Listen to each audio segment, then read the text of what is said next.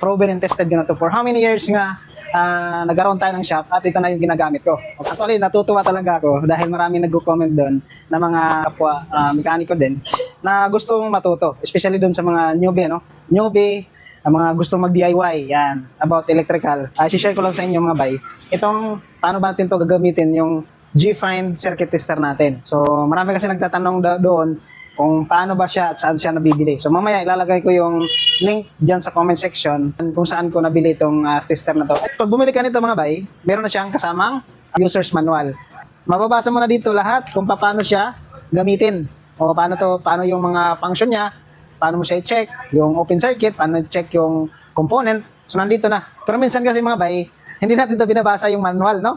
So, mas maganda pa rin na meron nagdi-demo sa atin. Okay? So, ngayon, i-demo ko sa inyo, paano ba yung basic na paggamit nito. Yan. Yung tester natin, meron siyang pinaka-pantusok dito. Yan, ito yung pinakadulo. So, dito mo itutusok kung saan mo gusto i-check. Ayan, itong dulo na to. Itong G-Find circuit tester natin mga bay, may dalawang klase ito. Yung isa, merong, tulad nito, merong voltmeter dito.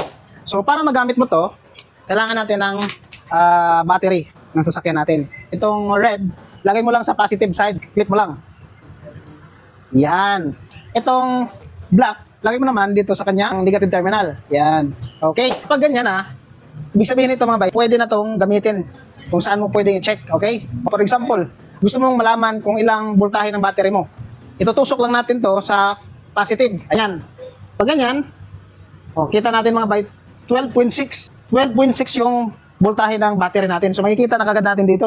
Kung dito naman, sa negative, pwede na natin check yan. Yan. Kapag negative, mababasa natin green. Tapos, laman naman natin dito, 0 yung kanyang voltahe. Siyempre, negative siya mga bay. Kapag dito naman, iilaw yung red, pero mag-i-indicate kung ilang volts yung natusok natin. For example, meron tayong hinahanap na fuse. At gusto natin makita kung okay pa yung fuse, pwede natin ma-check. Yan, ito na yung fuse box natin sa ilalim. Okay, so nandito yung mga fuses natin. Paano natin malalaman na good pa yung fuse na to? So, tutusok lang natin dito. Yan. So, makikita natin, meron siyang 12.6 volts. Ibig sabihin, goods. Paano natin malalaman na okay yung fuse na to, hindi putol? I-check lang natin yung kabilang side. Okay, di ba? Pag check natin, dapat may babasa tayo, same pa rin na 12.6 volts. Ibig sabihin, connected yung fuse na yan. Okay, ibig sabihin yan, okay yung fuse na yan. O, di ba? So, napakabilis lang. Paano naman? Kung continuity test, sa tester kasi natin, meron siyang isang maliit na clip. Ito, nakakabit siya dito. Kadugtong siya. For example, itong wire na to mga bay, gusto kong i-check. Gusto kong malaman kung itong wire na to ay hindi putol or kung walang open circuit. So, paano ko siya i-check? Diba? Siyempre, balatan mo yung kabilang dulo ng wire. Ito. Dito. Kabila. Yan. Gamit ng tester natin, yung clip, itong maliit na clip, ilagay mo siya sa kabilang dulo ng wire. For example, ito yung wire, no? Lagay mo lang siya dyan. Okay? Tapos, itong kabilang dulo na tester natin, itong pinakadulo niya, saka mo siya ilagay doon sa kabilang dulo ng wire. Kapag goods yung wire natin, dapat may makikita tayo dito na green. Green na light. So, for example, ito. Check natin. Ayan. So, di ba? Umilaw yung green na light. Ibig sabihin yan, goods yung wire na to. Walang putol. Okay? So, mabilis lang, di ba? So, paano kung pag-check natin ng ganyan, at hindi umilaw. Ibig sabihin nun, may putol somewhere dito sa wire na to. So, alam na kagad natin na may problema yung wire. So, yun yung hahanapin natin. Yan. For example naman, may gusto tayong component na i-check like motor, bumbilya, tulad nito, ito pag-lamp bulb na to mga bay, no?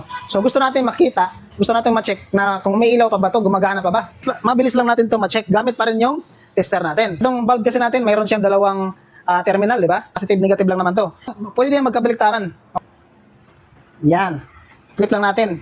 Kabilang terminal. Tapos, paano natin ito papaganahin? Yung gagawin nyo naman, dito kasi sa tester natin, meron siyang switch. Yan. May arrow niyan up and down. Di ba? So, meron siyang switch. So, pag inundot mo itong up, ang lalabas dyan, positive. Positive yung supply nito mga bay. Click natin. Ito yung ground. So, kailangan natin siya ng positive. Tinang natin yung switch. May makikita na tayo dyan na 12 volts. 12.6 volts. Ibig sabihin, yan yung isusupply natin na positive. Yan yung galing doon sa battery natin.